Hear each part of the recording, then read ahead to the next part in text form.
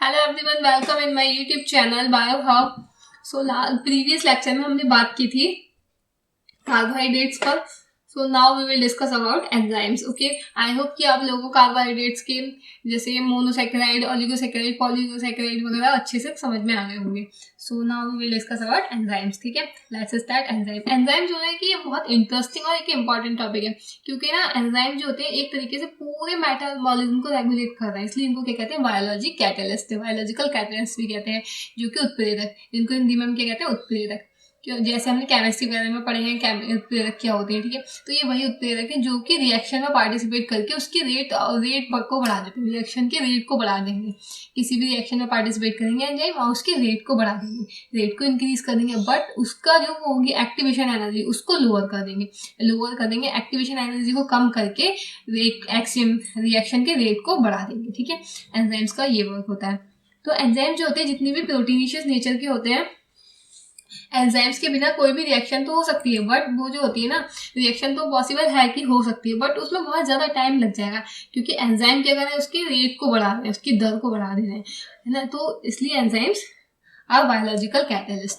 तो अब देख लेते हैं एंजाइम्स की स्टडी को क्या कहते हैं। एंजाइम की स्टडी को कहते हैं एंजाइमोलॉजी। एंजाइम की स्टडी को क्या कहते हैं, enzymology.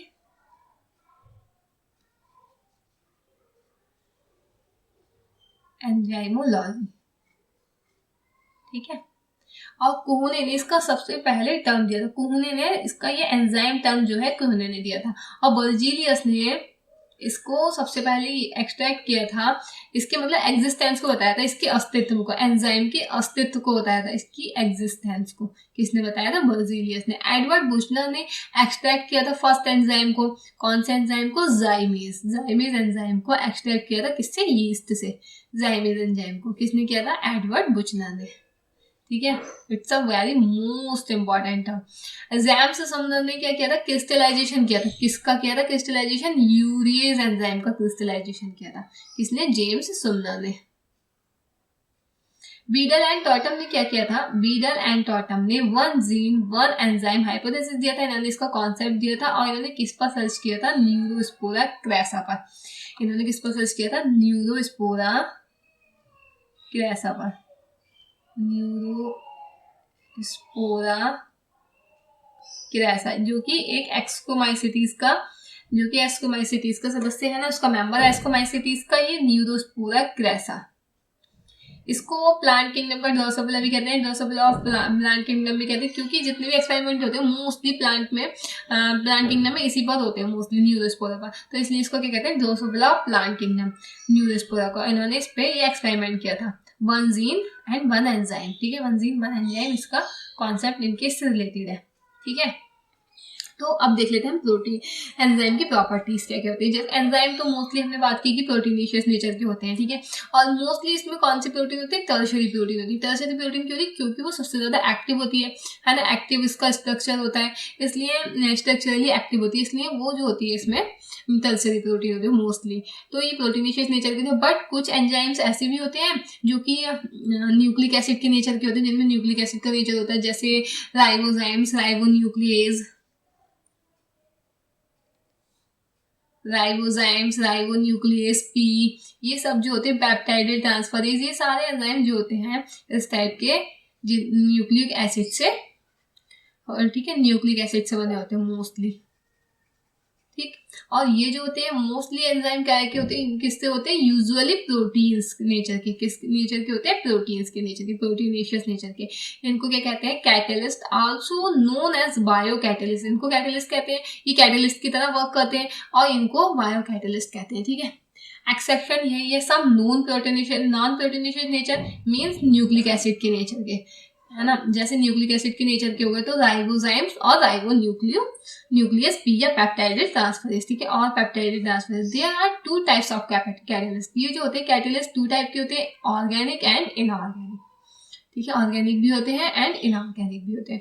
They are unused in reaction, ये अनयूज क्यों होते हैं रिएक्शन में, ये रिएक्शन में अनयूज होते हैं, मतलब कोई भी एंजाइम है, जैसे ये एंजाइम है, ये सबस्ट्रेट है, इनने इसके साथ अगर बाइंड किया, है ना, तो इन्हें एंजाइम सबस्ट्रेट कॉम्प्लेक्स बना लिया, अब क्या करेंगे, ये एंजाइम सेपरेट हो जाएगा और यहाँ पर प्रोडक्ट बन जाएगा। अब ये प्रोडक्ट तो बन गया, अब ये एंजाइम जो है इसको हम दोबारा से रीयूज कर सकते हैं, मतलब इसका यूज तो हुआ बट ये ऐसा रहा जैसे अनयूज, इसको दोबारा से हम यूज कर सकते हैं, रीजेनरेट हो जाते हैं एंजाइम, इसको हम फिर से यूज कर सकते हैं। इसने इसमें पार्टिसिपेट करके इस रिएक्शन में इसकी रेट को बढ़ा दिया, अब इसको हम फिर से यूज कर सकते हैं, यूज कर सकते हैं, ठीक है, रीजेनरेट हो जाते हैं एंजाइम्स। दे आर हाईली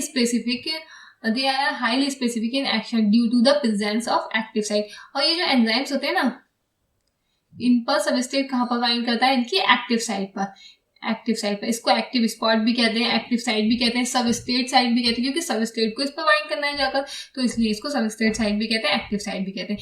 ये क्या करते हैं, एक्टिवेशन एनर्जी को कम कर देते हैं, क्या करते हैं, एक्टिवेशन एनर्जी को डिक्रीज कर रहे हैं, ठीक है, और रेट ऑफ रिएक्शन को इंक्रीज कर रहे हैं। तो अगर हम एंजाइम्स के बारे में देखें और बात करें तो इनके टाइप्स की, तो सेल में अगर हम एंजाइम्स के प्रेजेंस के बेसिस पर देखें कि सेल में किस टाइप से प्रेजेंट होते हैं, अगर हम सेल में देखें एक्स्ट्रा सेलुलर जो कि एक्सो एंजाइम है, ठीक है, ये एक्स्ट्रा सेलुलर होते हैं, मीन्स सेल के बाहर, ठीक है, जैसे डाइजेस्टिव एंजाइम्स हो गए, ये आउटसाइड द सेल प्रेजेंट होंगे, जैसे डाइजेस्टिव हो गए आपके एमाइलेज हो गए, ठीक है, इस टाइप के एंजाइम जो होंगे, एमाइलेज, पैप्सिन, ये सब जो एंजाइम है आपके, ये सब एंजाइम एक्सो एंजाइम्स हैं, एक्स्ट्रा सेलुलर एंजाइम्स है, ठीक है। अब एंडो एंजाइम्स की बात करें तो इंटरसेलुलर एंजाइम्स है, इनको इंटरसेलुलर एंजाइम्स भी कहते हैं क्योंकि ये सेल के अंदर है, इनसाइड द सेल प्रेजेंट है। तो ये जैसे enzymes of glycolysis, Krebs cycle, ETS, electron transport system, glycolysis के जैसे एंजाइम की बात करें तो हेक्सोकाइनेज, जो ग्लूकोज को ग्लूकोज 6 फॉस्फेट में चेंज कर रहा है ना, ग्लूकोज को ग्लूकोज 6 फॉस्फेट में कन्वर्ट कर देता है हेक्सोकाइनेज। लास्ट एंजाइम होता है इसका पाइरुवेट काइनेज, है ना, पाइरुवेट काइनेज। ये सब जो होते हैं ये इंटरसेलुलर होते हैं, ठीक है, ये इंटरसेलुलर क्योंकि सेल के अंदर है। ये जो ग्लाइकोलाइसिस होती है, क्रेब्स साइकिल, एटीएस, ये सब उसमें ही तो होती हैं, सेल के अंदर ही तो होती हैं रिएक्शन सारी, तो ये जो होते हैं सेल के इंटरसेलुलर कहलाते हैं, ठीक है, एंडो एंजाइम्स। ओके, अब बात करते हैं हम इसकी केमिकल नेचर पर, इसकी कंपोजिशन के बेसिस पर कि एंजाइम्स का जो केमिकल नेचर है, इनके कंपोजिशन में देखें तो हम जैसे सिंपल एंजाइम, इसमें सिंपल एंजाइम में क्या होता है, ओनली प्रोटीन पार्ट होता है, क्या होता है, ओनली प्रोटीन पार्ट। इसमें क्या है, सिंपल में ओनली प्रोटीन पार्ट, यहाँ पर एंजाइम का ओनली प्रोटीन पार्ट होगा, ठीक है, made up of only protein part है सिंपल एंजाइम, ठीक है। यूरिएज, एमाइलेज, पैप्सिन, ये वाले हो गए हैं ना, यूरिएज, एमाइलेज, पैप्सिन, ये इस टाइप के एंजाइम जो होगा आपके सिंपल हो गए, ये हो गए सिंपल नेचर के, ठीक है। अब अगर हम बात करें कॉन्जुगेटिव की, तो कॉन्जुगेटिव जो होते हैं आपके वो कंप्लीट एंजाइम होते हैं, कैसे होते हैं, कंप्लीट एंजाइम, ठीक है। कॉन्जुगेटेड को हम कहते हैं कंप्लीट एंजाइम,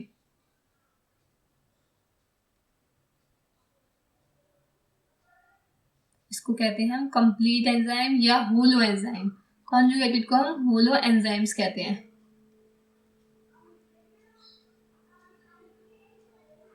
होलो एंजाइम्स, ठीक है।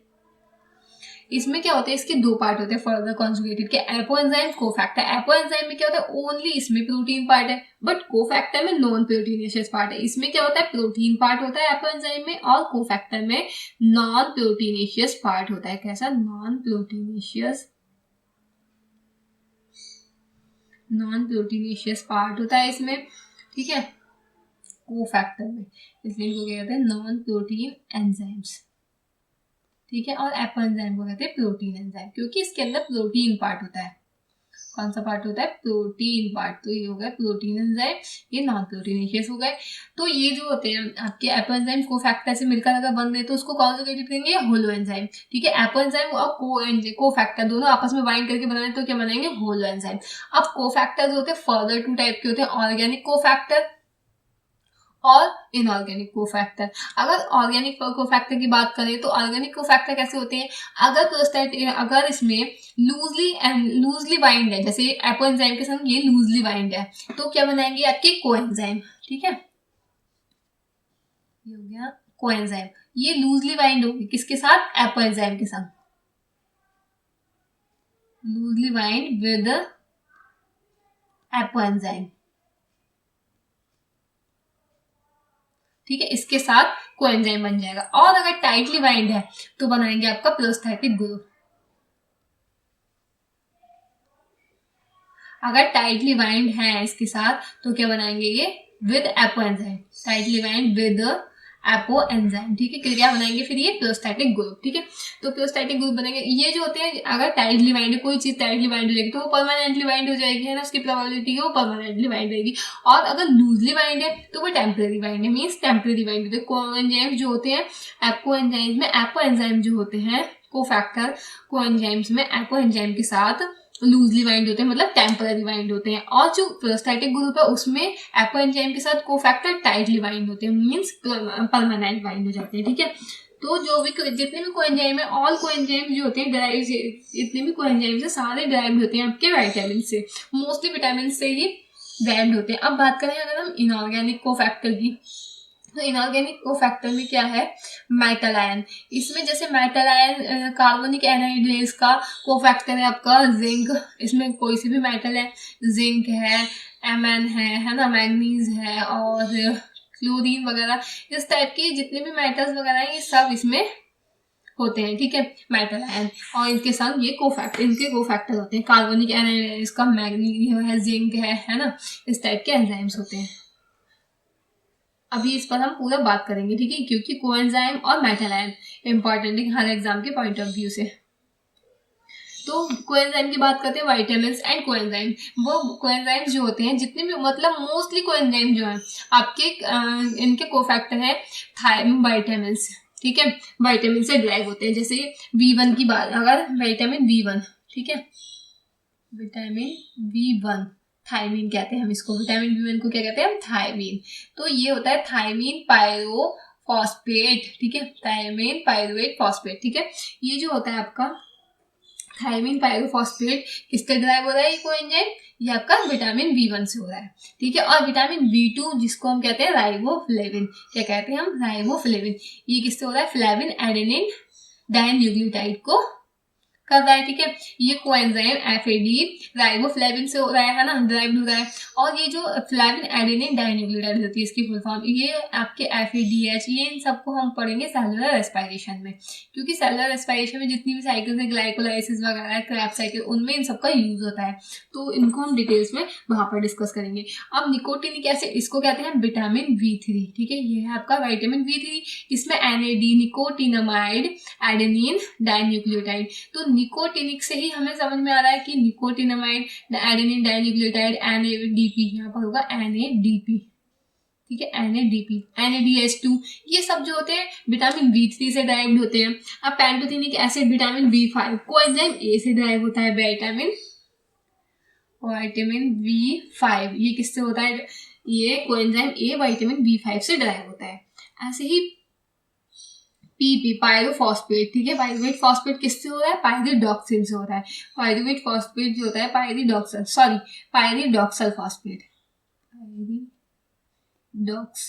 फॉस्फेट, ये किससे हो रहा है आपका, ये कोई एंजाइम होता है आपका विटामिन B5 या पैंटोथेनिक एसिड से ड्राइव्ड होता है, नहीं सॉरी, पायरिडॉक्सिन से होता है। ठीक है, पायरिडॉक्सिन से होता है, पायरिडॉक्सल फॉस्फेट, पायरिडॉक्सिन से ही पता चला है, पायरिडॉक्सल हो जाएगा। ठीक है, पायरिडॉक्सल फॉस्फेट से आपका ये ड्राइव होता है।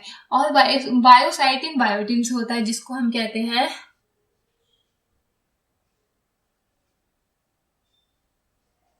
ये हो गया B6, ये हो गया B7 और ये हो गया विटामिन H, फॉलिक एसिड। ठीक है, ये हो गया आपका फॉलिक एसिड, ये फॉलिक एसिड हो गया टेट्राहाइड्रोफोलिएट। ये जो टेट्राहाइड्रोफोलिएट है आपका फॉलिक एसिड से ड्राइव हो रहा है, विटामिन H से। ओके, नेक्स्ट बात करते हैं मेटल आयंस। मेटल आयंस जो होते हैं जैसे carboxy peptidase, alcohol dehydrogenase, carboxy anhydrase, ये जो होते हैं आपके जिंक से डिराइव्ड होते हैं। जिंक है इनका, है ना, जिंक है इनका कोफैक्टर। क्या है इनका कोफैक्टर? जिंक। इनका कोफैक्टर है जिंक। और इसका हेक्सोकाइनेज, रुबिस्को, पैपकेज, ये जो होते हैं आपके ग्लाइकोलाइसिस में होते हैं। ये हेक्सोकाइनेज क्या करता था? ग्लूकोज 6 फॉस्फेट में करता था। ग्लाइकोलाइसिस का फर्स्ट एंजाइम है हेक्सोकाइनेज, रुबिस्को, पैपकेज। ये सब जो होते हैं मैग्नीशियम से होते हैं। मैग्नीशियम है इनका कोफैक्टर। क्या है? मैग्नीशियम। 2Mn, 2+, 2Ca+, ये सब जो होते हैं वाटर स्प्लिटिंग कॉम्प्लेक्स है। वाटर स्प्लिटिंग कॉम्प्लेक्स का कोफैक्टर क्या है? 4Mn। ठीक है, मैग्नीज और कैल्शियम। इसको क्या कहते हैं हम? Oxygen evolving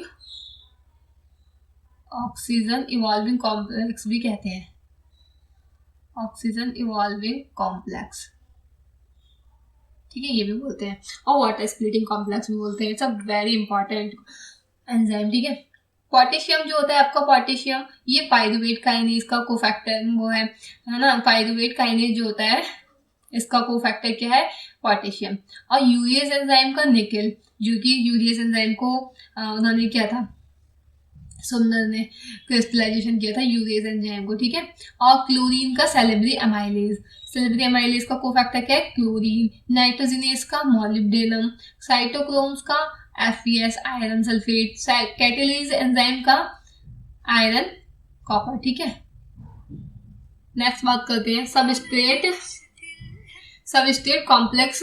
enzyme substrate complex. जो एंजाइम और सबस्ट्रेट का कॉम्प्लेक्स है वो कैसे बन रहा है? देखो, कोई एंजाइम है, ठीक है, वो किसी भी सबस्ट्रेट के साथ बाइंडिंग कर रहा है। ठीक है, तो क्या बना लेगा? एंजाइम कॉम्प्लेक्स बना लेगा। एंजाइम कॉम्प्लेक्स बनाया, फिर एंजाइम क्या होगा? वो चेन अलग हो जाएगा और इसको प्रोडक्ट को अलग कर देगा। प्रोडक्ट बना करके उसको सेपरेट कर देगा और एंजाइम, है ना, अलग हो जाएगा। इसी को हम एंजाइम को यूज कर रहे थे, फिर से रिएक्शन में यूज कर सकते हैं। तो enzymes contain some pocket like structure. अब ये एंजाइम जो होता है कैसे बाइंड करता है? मेन बात ये है कि सबस्ट्रेट के साथ ये एंजाइम के पास ना काफी सारे पॉकेट लाइक स्ट्रक्चर है। हमें ये लगता है कि एक ही स्ट्रक्चर, बट ऐसा नहीं है। एंजाइम के पास कई सारे स्ट्रक्चर हो सकते हैं ऐसे, इस टाइप से। बट जो एक्टिव साइट होगी सबस्ट्रेट जाकर वहीं पे बाइंड हो जाएगा। कहाँ पर? एक्टिव साइट पर या सबस्ट्रेट साइट पर, वहां जाके सबस्ट्रेट बाइंड करेगा। फिर ये बनेगा एंजाइम सबस्ट्रेट कॉम्प्लेक्स, लाइक, ठीक है, एंजाइम सबस्ट्रेट कॉम्प्लेक्स बन जाएगा। फिर एंजाइम जो होगा सेपरेट हो जाएगा और प्रोडक्ट बना देगा। इसने देखिए प्रोडक्ट बना दिया।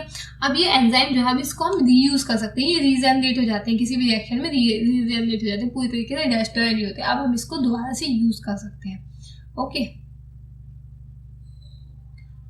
अब बात करते हैं हम एंजाइम सबस्ट्रेट कॉम्प्लेक्स के बाद दो मॉडल है मोस्टली, मतलब जो इंपॉर्टेंट है वो दो ही मॉडल है। जैसे लॉक एंड की model, induce fit model. Lock and की मॉडल जो था एमिल फिशर ने दिया था। इन्होंने यही बताया इसमें, एमिल फिशर ने कहा कि लॉक एंड की, ये जो होती है ना, जैसे लॉक होता है, कोई भी ताला है अगर हम ले लें, उसके संग उसकी चाबी होगी, तो वो चाबी तो सबस्ट्रेट है, और जो लॉक है वो आपका एंजाइम है। वो एंजाइम की जो सबस्ट्रेट साइड है, जो उसके लॉक का वो है होल है जिसमें चाबी को उसके जाकर बाइंड करना है, तो उसका वो रिजिड होती है। होल जो होता है उसको रिजिड होता है, उसको हम चेंज नहीं कर सकते। एंजाइम को चाबी हमें उसी के अकॉर्डिंग बनानी पड़ेगी, है ना, उसी के अकॉर्डिंग ही तो हमें चाबी चाहिए होगी, तो हम उसको चेंज तो नहीं कर सकते। तो इसलिए इनका ये जो था मॉडल, इनका एक्सेप्टेड नहीं रहा ज़्यादा, क्योंकि इन्होंने ये बताया कि कोई भी एंजाइम की साइट है तो वो चेंज नहीं हो सकती, है ना, ये रिजिड है, इसलिए चेंज नहीं हो सकती। इसको सबस्ट्रेट को इसी के अकॉर्डिंग जाकर के इस पे बाइंड करना पड़ेगा। अगर सबस्ट्रेट इसके टाइप का नहीं है तो फिर वो नहीं हो सकता इसके साथ बाइंड। बट इन्होंने क्या बोला, इंड्यूस फिट मॉडल में डैनियल कोर्शलैंड ने 1966 में दिया था। इन्होंने क्या बोला, ये मोस्ट एक्सेप्टेड है, इनका ये जो मॉडल है मोस्ट एक्सेप्टेड है। क्यों एक्सेप्टेड है भी देखते हैं। क्योंकि इन्होंने ये बताया कि ये जो होती है एंजाइम की कोई भी साइट है, अगर कैसी भी साइट है मीन्स, ठीक है, अगर कोई ऐसा भी सबस्ट्रेट है तो इसके संग जाकर के बाइंड कर जाएगा। ये एंजाइम की जो साइट है वो एक्टिव साइट फ्लेक्सिबल होती है। इन्होंने क्या कहा, फ्लेक्सिबल। इन्होंने कहा ये जो होती है इसकी साइट फ्लेक्सिबल होती है। इन्होंने क्या बोला, रिजिड होती है, ठीक है, और इन्होंने बोला फ्लेक्सिबल होती है, जो कि एंजाइम जो होता है एक्टिव साइट को अपनी सबस्ट्रेट के अकॉर्डिंग चेंज कर लेता है, क्योंकि वो फ्लेक्सिबल है, वो चेंज कर लेता है। तो ऐसा ही था कि इस पे कोई भी सबस्ट्रेट जाकर के बाइंड कर जाएगा, है ना, बट इस पे इनके अकॉर्डिंग कोई भी सबस्ट्रेट जाके बाइंड नहीं कर सकता। बट यहाँ पर क्या था, ऐसा हो रहा है कि कोई भी जाकर सबस्ट्रेट बाइंड कर रहा है, क्योंकि इसकी साइड जो है फ्लेक्सिबल है। तो इनका जो था induce feed model most accepted था, ठीक है। सो नेक्स्ट बात करते हैं हम इसके कॉन्सेप्ट ऑफ एक्टिवेशन एनर्जी। जब हमने ये देखा कि एंजाइम सबस्ट्रेट के साथ बाइंड कर रहा है और प्रोडक्ट में चेंज हो रहा है, तो एंजाइम को सबस्ट्रेट में बाइंड करने के लिए रेट ऑफ रिएक्शन को बढ़ा रहा है और किसको कम कर रहा है, एक्टिवेशन एनर्जी को लो कर रहा था, है ना। एक्टिवेशन एनर्जी को कम करके रेट ऑफ रिएक्शन को बढ़ा रहा है। तो एक्टिवेशन एनर्जी क्या है, इसको कैसे कम कर रहा है, ठीक है।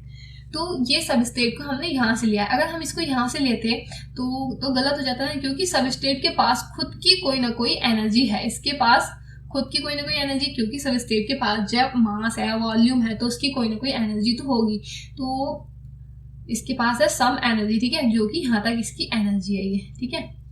इसके पास ये सबस्ट्रेट की अपनी एनर्जी है ना, और ये जो है आपकी ये पूरी एनर्जी जो है ये एनर्जी क्या है आपकी, एक्टिवेशन एनर्जी विदाउट एंजाइम, मतलब बिना एंजाइम के तो इतनी ज्यादा एक्टिवेशन एनर्जी का यूज हो रहा है ना, ज्यादा एक्टिवेशन एनर्जी लग रही है। बट अगर हम एंजाइम को लगा दे रहे हैं तो कितनी कम एक्टिवेशन एनर्जी लगेगी, मीन्स इनने एक्टिवेशन एनर्जी को कम कर दिया, है ना। अब ये ट्रांजिशन स्टेट क्या है, जब किसी सबस्ट्रेट को एंजाइम के साथ बाइंड होकर प्रोडक्ट में चेंज होना होता है, जहां पर प्रोडक्ट में चेंज होना है, जैसे यहाँ पर ये प्रोडक्ट में चेंज हो रहा है, कोई ना कोई एक ऐसी स्टेट तो होगी ना, ऐसी नहीं होगी जहां पर सबस्ट्रेट प्रोडक्ट में चेंज हो रहा है। तो ये ट्रांजिशन स्टेट वही है जहां पर सबस्ट्रेट जो है प्रोडक्ट में चेंज हो रहा है। अभी प्रोडक्ट में चेंज कैसे हो रहा है, मतलब इन्हें एंजाइम के साथ बाइंडिंग की, ठीक है, तो कोई ना कोई बॉन्ड बना। अब ये ट्रांजिशन स्टेट में जब पहुंचा तो क्या हुआ, बॉन्ड ब्रेक हुआ उसके साथ, अब प्रोडक्ट के साथ बॉन्ड मेकिंग हो गया, ठीक है। तो इसको हम एक्सोथर्मिक प्रोसेस भी कहते हैं। ट्रांजिशन स्टेट पर हो रहा है, ये कहाँ पर हो रहा है ये प्रोसेस, बॉन्ड मेकिंग और बॉन्ड ब्रेकिंग का प्रोसेस ट्रांजिशन स्टेट पर।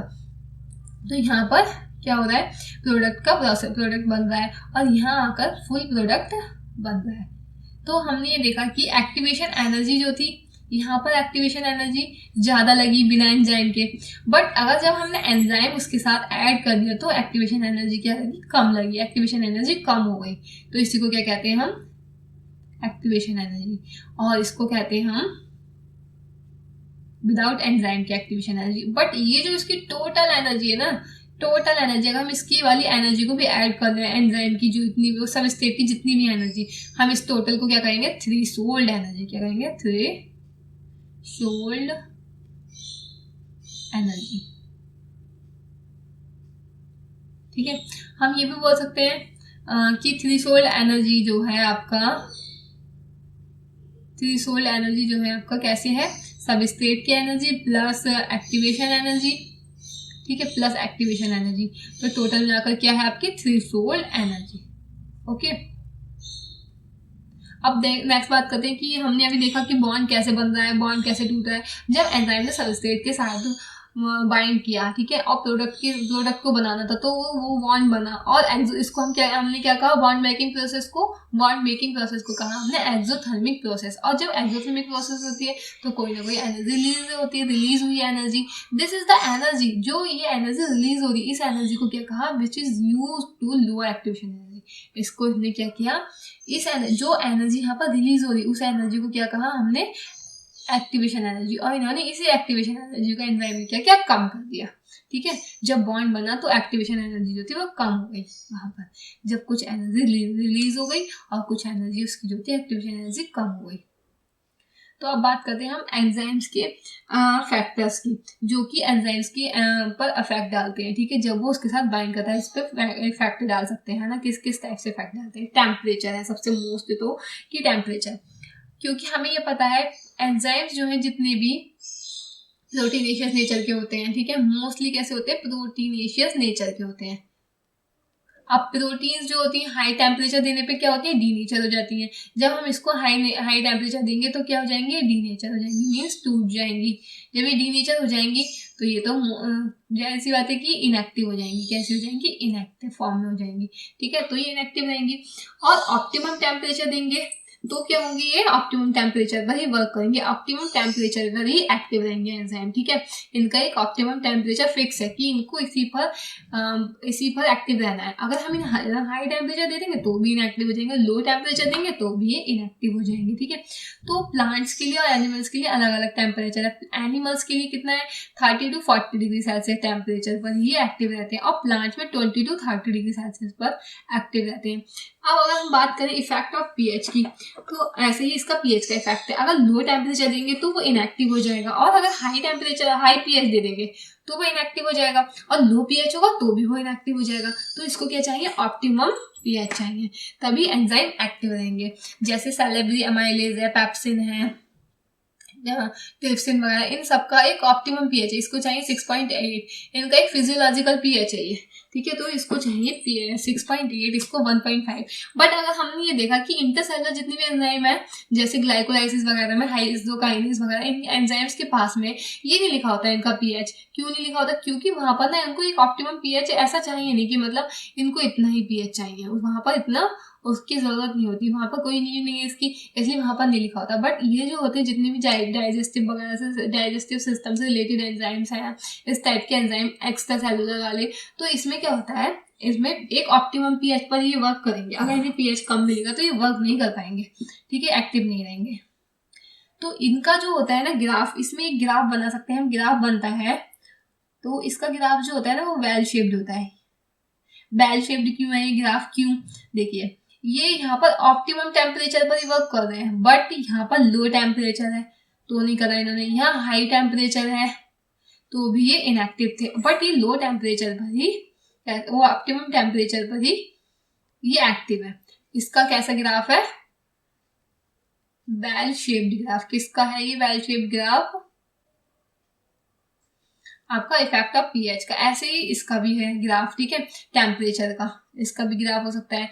ये आपका हो गया टेम्परेचर, ये भी ऑप्टिमम टेम्परेचर पर ही है, ठीक है। तो यहाँ हो गया इनका टेम्परेचर,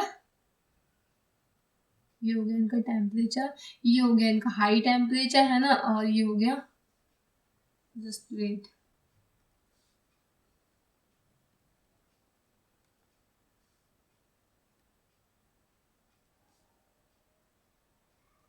ये हो गया इनका हाई टेम्परेचर, ये हो गया इनका लो टेम्परेचर, ये हो गया ऑप्टिमम टेम्परेचर। तो ये वर्क किस पे कर रहे हैं, ऑप्टिमम टेम्परेचर पर ही एक्टिव है, और दोनों पर हाई और लो पर इनएक्टिव है।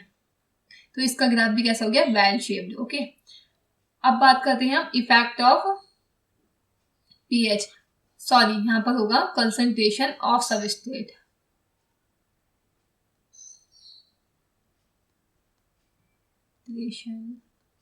Of substrate. इसको हम कैसे लिख सकते हैं, कंसंट्रेशन ऑफ सबस्ट्रेट को हम ऐसे डिनोट करते हैं, ठीक है, कि इसका पूरे का मतलब यही है कि कंसंट्रेशन ऑफ सबस्ट्रेट, ठीक है, सबस्ट्रेट की कंसंट्रेशन। तो सबस्ट्रेट की कंसंट्रेशन से ये मतलब होता है, अगर हम एक ना, क्या होता है इसमें, सबस्ट्रेट की अगर हम कंसंट्रेशन को हम इंक्रीज करते जाए, बढ़ाते जाए एंजाइम की एक्टिविटी के साथ, तो बट अप टू सर्टेन, तो एंजाइम की एक्टिविटी भी इंक्रीज होती जाएगी, बट एक सर्टेन लिमिट ऐसी आएगी जहां पर जाके एंजाइम की एक्टिविटी भी रुक जाएगी, है ना। हम कितना भी फिर हम उसको बढ़ाते जाए उसकी सबस्ट्रेट की कंसंट्रेशन को, तो एंजाइम की एक्टिविटी रुक जाएगी वहां पर जाकर, फिर नहीं बढ़ेगी। तो इसको हम क्या कहते हैं, सैचुरेशन काइनेटिक्स या फिर सैचुरेशन पॉइंट। उस पॉइंट को क्या कहते हैं हम, सैचुरेशन काइनेटिक्स या सैचुरेशन पॉइंट, ठीक है, इसको कहते हैं हम। कंसंट्रेशन ऑफ सबस्ट्रेट में होता है सैचुरेशन पॉइंट और सैचुरेशन या फिर सैचुरेशन काइनेटिक्स, ठीक है।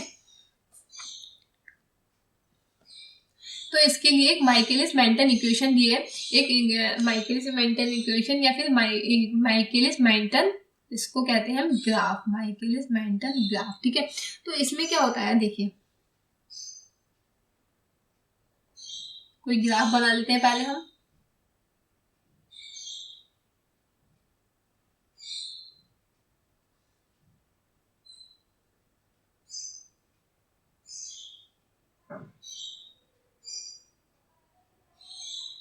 ये यहाँ पर आकर कांस्टेंट हो गई, ये जहां पर कांस्टेंट होगी ना, वो मैक्सिमम वेलोसिटी, वो मैक्सिमम वेलोसिटी है, वो मैक्सिमम पॉइंट जहां पर आकर ये कांस्टेंट हुई है एंजाइम की एक्टिविटी, उसको क्या कह रहे हैं हम, वी मैक्स, ठीक है। और अगर इसको कह रहे हैं हम वी मैक्स, ठीक है, क्या कहते हैं, वी मैक्स। यहाँ पर क्या हुआ, वी मैक्स पर कांस्टेंट हो गई, ठीक है, एंजाइम की एक्टिविटी जो थी कांस्टेंट हो गई, तो अब ऐसे ही चलती रहेगी, है ना,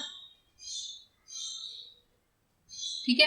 और ये जो था, अगर हम इसको हाफ कर दें, वी मैक्स को हाफ कर दें, वी मैक्स अगर हम हाफ देंगे तो इस पॉइंट को हम क्या कहेंगे, के एम वैल्यू, इसको कहेंगे हम के एम वैल्यू।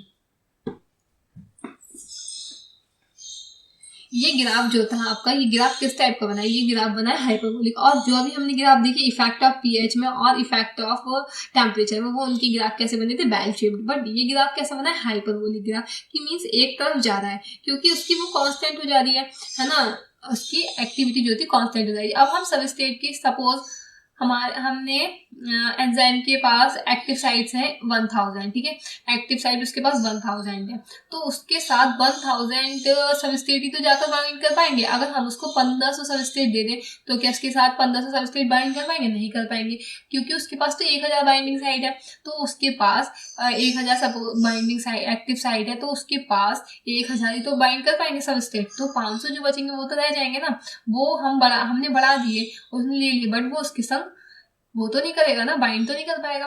तो ऐसे ही है, तो इसलिए यहाँ पर एक कांस्टेंट हो गई, ठीक है, क्योंकि एंजाइम्स की जितनी एक्टिव साइट थी वो तो सारी फील्ड हो गई, तो वहां पर जाकर वो कांस्टेंट हो गई। तो अगर हम वी मैक्स की बात करें तो कि वी मैक्स क्या कहते हैं, वी मैक्स किसको कहते हैं,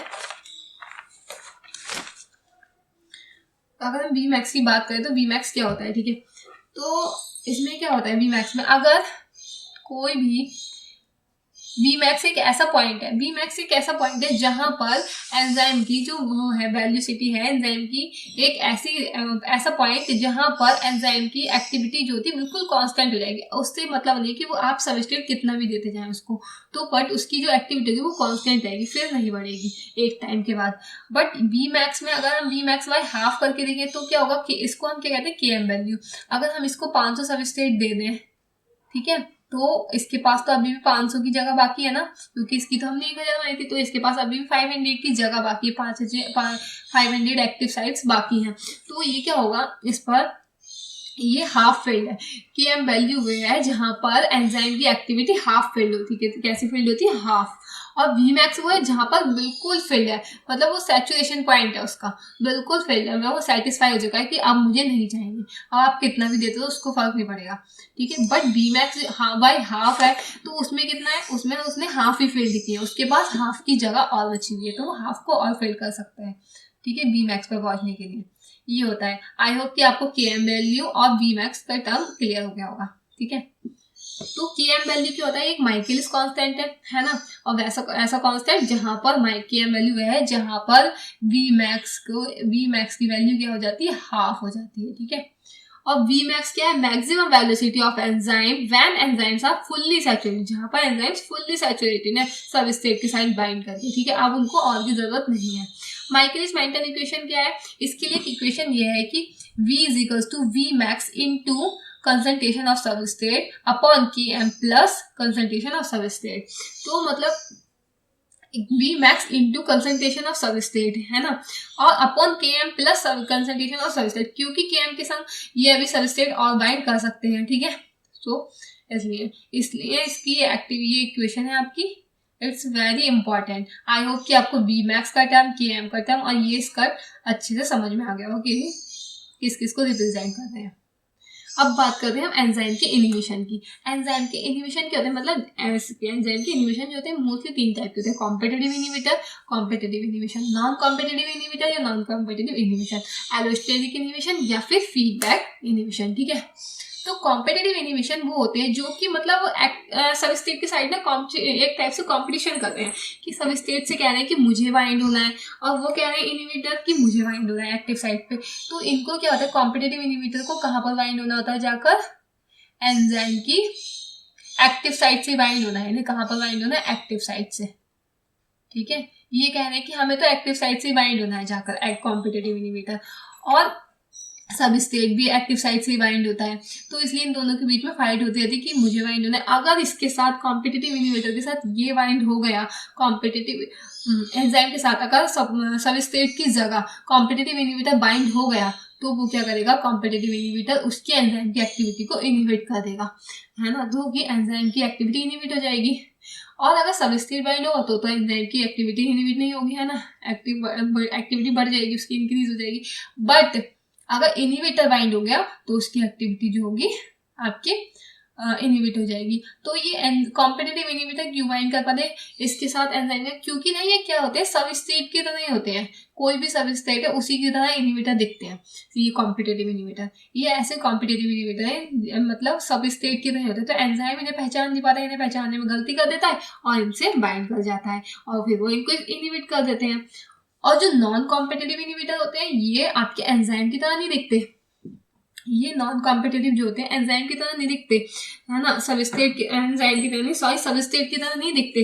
ये जो होते हैं inhibitor does not bind active site, ये जो होते हैं non competitive inhibitor active site से बाइंड नहीं करेंगे एंजाइम की, और ये सबस्ट्रेट की तरह भी नहीं दिखते। ये क्या करते हैं, एंजाइम के पास बहुत सारी साइट्स होती हैं, एक्टिव साइट्स के अलावा भी साइट्स होती हैं एंजाइम के पास, ये उससे जाकर के बाइंड कर जाते हैं, कहीं पे भी जाकर के ये बाइंड कर जाते हैं, तो इसलिए ये एंजाइम को वहां से इनहिबिट करते हैं, कहीं और से बाइंड होकर, ये एक्टिव साइट पे बाइंड नहीं होते, ठीक है। और जो एलोस्टेरिक होते हैं, एलोस्टेरिक वैसे इनहिबिटर होते हैं, एलोस्टेरिक ऐसे होते हैं कि जो खुद को रेगुलेट कर रहे हैं, ठीक है, उनका पास अपना कंसंट्रेशन है ना, और उसके बाद जब इनको ये ऐसे होते हैं कि मीन्स ये खुद के मतलब खुद की तरह से रेगुलेट करेंगे एंजाइम को, अगर इनके पास इनको ज़्यादा चाहिए तो ये उसको एक्टिव करेंगे, ठीक है, स्टिमुलेट करेंगे, और अगर इनको कम चाहिए अपना कंसंट्रेशन वगैरह या कोई भी चीज़ इनको अगर कम चाहिए प्रोडक्ट तो ये उसको इनहिबिट कर देंगे, और अगर इन्हें ज़्यादा चाहिए तो ये उसको स्टिमुलेट करेंगे, ठीक है। ये ऐसे होते हैं एलोस्टेरिक, ये अपने हिसाब से रेगुलेट होते हैं। तो कॉम्पिटिटिव इनहिबिटर क्या होते हैं, are structure analog to substrate, ठीक है, स्ट्रक्चर सबस्ट्रेट की तरह दिखते हैं और एक्टिव साइट से ही बाइंड करते हैं, एक्टिव साइट के लिए ही लगते हैं कि हम एक्टिव साइट पे ही बाइंड होना है। इसका एक एग्जांपल है मेथनॉल पॉइजनिंग, और इसका एक एग्जांपल और है मेलोनिक एसिड या मेलोनेट, ठीक है, सक्सिनेट डिहाइड्रोजनेज एक एंजाइम है, ये उसके साथ जाकर बाइंड कर लेता है, सक्सिनेट की जगह उस पर मेलोनेट बाइंड कर जाता है, तो जिससे क्या होता है, मेलोनेट बाइंड कर जाता है और वो उसको इनहिबिट कर देता है एंजाइम की एक्टिविटी को। ऐसे ही मेथनॉल पॉइजनिंग में होता है, ये आपका एंजाइम है, ये आपकी एक्चुअल अल्कोहल है, मीन्स ये ethyl alcohol C2H5OH ethyl alcohol है, ये आपकी एक्चुअल अल्कोहल है, रियल अल्कोहल, ठीक है। ये अल्कोहल डिहाइड्रोजनेज जो होता है एंजाइम, ये इसको एसिटाल्डिहाइड में चेंज कर देता है, किस में चेंज करता है, एसिटाल्डिहाइड में, ठीक है, बॉडी में जाएंगे। और ये जो होते हैं आपका, अगर इसकी जगह ये तो आपका सबस्ट्रेट है ना, और ये आपका इनहिबिटर है, अगर इस एंजाइम पर मेथिल अल्कोहल ये इस पे बाइंड कर जाए तो ये इनहिबिटर की तरह वर्क करेगा। ये इनहिबिटर की तरह वर्क कैसे करेगा, ये एंजाइम की एक्टिविटी को खत्म कर देगा, अल्कोहल डिहाइड्रोजनेज जो एंजाइम था उसकी एक्टिविटी को इसने खत्म कर दिया, इनहिबिट कर दिया उसको, तो ये बना लेगा फॉर्मेल्डिहाइड जो कि एक पॉइजन है। क्या है ये, पॉइजन, ये पॉइजन है। इससे अगर इसको किसी ने ले लिया एंजाइम के साथ, अगर किसी ने मेथिल अल्कोहल या सस्ती शराब या सस्ती शराब वगैरह होती हैं जो मतलब वैसे लोग पी लेते हैं ना, नॉर्मली लोग, मतलब गरीब लोग जो होते हैं, मतलब गरीब मीन्स मजदूर वगैरह इस टाइप के जो लोग होते हैं वो पी लेते हैं, है ना, सस्ती शराब है, तो वो क्या करते हैं, उनकी बॉडी में जाकर एंजाइम की एक्टिविटी को एंजाइम की एक्टिविटी को इनहिबिट कर देता है, इनहिबिट कर देती है, जिससे क्या होता है, पॉइजन का रूप ले लेती है और फॉर्मेल्डिहाइड बन जाता है। और ये जो होती है एक्चुअल अल्कोहल, इसलिए कहते हैं कि ब्रांडेड ही पीनी चाहिए, मतलब अच्छी पीनी चाहिए, जिससे कि वो ना हो बॉडी में जाकर के, वो ना कर पाए, इनहिबिट ना करे उसको सबस्ट्रेट को, और हार्मफुल ना हो बॉडी के लिए। वैसे तो ये अच्छी चीज नहीं है, ठीक है, पीनी नहीं चाहिए। तो नॉन कॉम्पिटिटिव इनहिबिटर क्या होते हैं, inhibitor is non analog to substrate. ये नॉन कॉम्पिटिटिव इनहिबिटर ऐसे होते हैं कि ये सबस्ट्रेट के तरह तो नहीं दिखते, ठीक है, और ये सबस्ट्रेट की एक्टिव साइट से बाइंड नहीं करते, इनको कोई सी भी जगह मिल जाए, कहते हैं कि हम किसी भी जगह से जाकर बाइंड कर देंगे एक्टिव साइट को छोड़ के, ठीक है। जैसे साइनाइड पॉइजनिंग, पेनिसिलिन में ये साल्वाल का बैक्टीरिया में जो साल्वाल का फॉर्मेशन होता है उसको प्रिवेंट करती है पेनिसिलिन।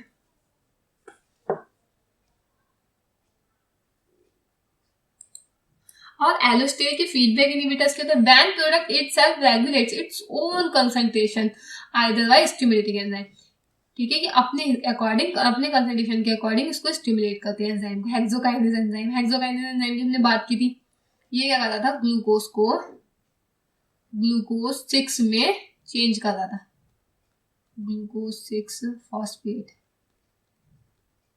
में इसको कन्वर्ट कर रहा था, किसकी प्रेजेंस में, हेक्सोकाइनेज एंजाइम, ठीक है। ये ग्लाइकोलाइसिस की प्रोसेस है, फर्स्ट स्टेप है। इसमें क्या होता है, ये अगर इसको सपोज इसको चाहिए आपके 50, ठीक है, इसको चाहिए 50 मॉलिक्यूल, और ये कितने मॉलिक्यूल बना रहा है, ये ओनली 30 मॉलिक्यूल बना है, तो ये इसको क्या करेगा, स्टिमुलेट करेगा, इस एंजाइम को स्टिमुलेट करेगा कि मुझे और चाहिए, और बना। और अगर इसने 60 बना दी, 60 मॉलिक्यूल बना रहा है ये, अगर इसने 60 मॉलिक्यूल बनाए तो ये इसको इनिवेट कर देगा कि बस भाई रोक दो, मुझे इससे ज़्यादा नहीं चाहिए, 50 पर ही रोक देगा अगर ये ज़्यादा मॉलिक्यूल बना रहा है। और अगर कम बना है तो स्टिमुलेट करेगा, अपने अकॉर्डिंग ये इसको चलाते हैं, है ना, रेगुलेट करते हैं। अब बात ऐसे ही एक जाइमोजन एंजाइम्स हैं, आइसोजाइम्स हैं, कुछ टर्म है जो ये जो जाइमोजन्स होते हैं ना, इनएक्टिव एंजाइम्स होते हैं। कैसे एंजाइम्स होते हैं, इनएक्टिव एंजाइम, जो कि इनएक्टिव फॉर्म में सिंथेसाइज होते हैं। जब इनको लगता है कि हमें टाइम आ गया, हमें अपने आप को दिखाने का या अपने आप को एक्सप्रेस करने का, तो ये प्रॉपर प्लेस और प्रॉपर टाइम के अकॉर्डिंग ये खुद को एक्टिव कर लेते हैं और कन्वर्ट हो जाते हैं, है ना। तो वैसे ये इनएक्टिव फॉर्म में सिंथेसाइज होते रहते हैं, और ये जब प्रॉपर टाइम प्रॉपर प्लेस होता है, उस टाइम को समय के अकॉर्डिंग देख के चेंज हो जाते हैं। प्रोटीलाइटिक एंजाइम, जो कि प्रोटीन डाइजेस्टिव एंजाइम है, प्रोटीन डाइजेस्टिव एंजाइम है, जैसे पेप्सिनोजन, ये क्या कर रहा है, HCl इसको क्या किसमें चेंज कर रहा है, पैप्सिन में चेंज करेगा HCl इसे। और होता है आपका रेनिन जो होता है आपका, ये उसमें चेंज कर देता है उसको, पिरोरेनिन जो होता है इसको HCl किसमें चेंज कर रहा है, रेनिन में चेंज कर रहा है। ये सब जो होते हैं आपके protein digesting enzyme, proteolytic enzymes, और ये सारे डाइजेस्टिव एंजाइम्स हैं, ठीक है। अब बात करते हैं आइसोजाइम्स। आइसोजाइम्स जो होते हैं इनकी ना मल्टीपल फॉर्म होती है, सेम एंजाइम की मल्टीपल फॉर्म, मतलब सेम एंजाइम है तो उसकी काफी सारी फॉर्म है।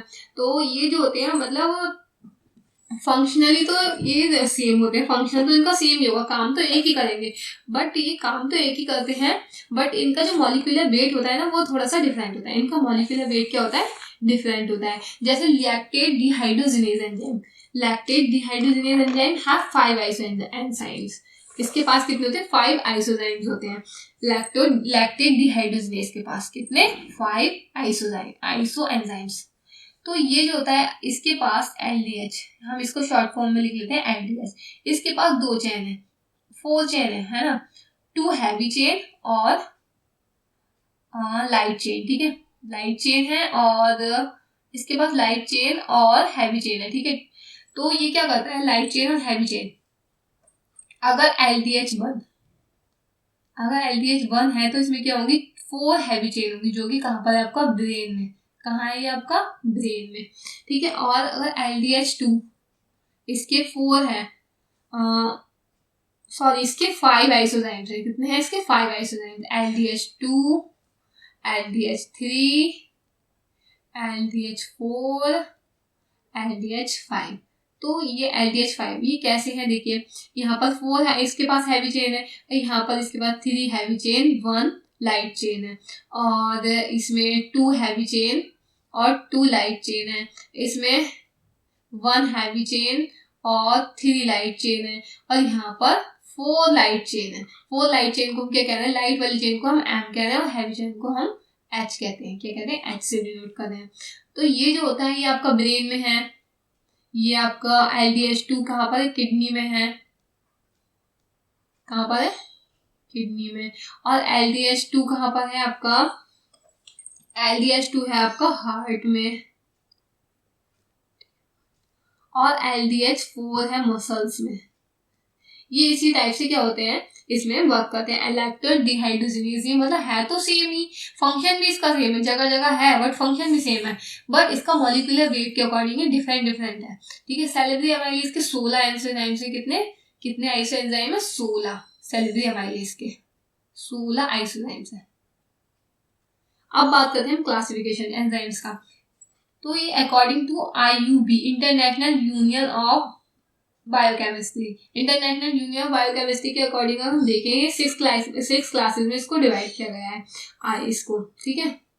तो ऑक्सीडो रिडक्टेज, डिहाइड्रोजिनेज, इसके जो ऑक्सीडो रिडक्टेज का मीन्स क्या है, ऑक्सीडो मतलब कोई भी एंजाइम अगर ऑक्सीडाइज है तो उसको रिड्यूस कर देगा, ठीक है। कोई भी रिएक्शन में अगर वो ऑक्सीडाइज हो रहा है तो उसको रिड्यूस कर देगा, और अगर वो रिड्यूस हो रहा है तो उसको क्या कर देगा, ऑक्सीडाइज कर देगा।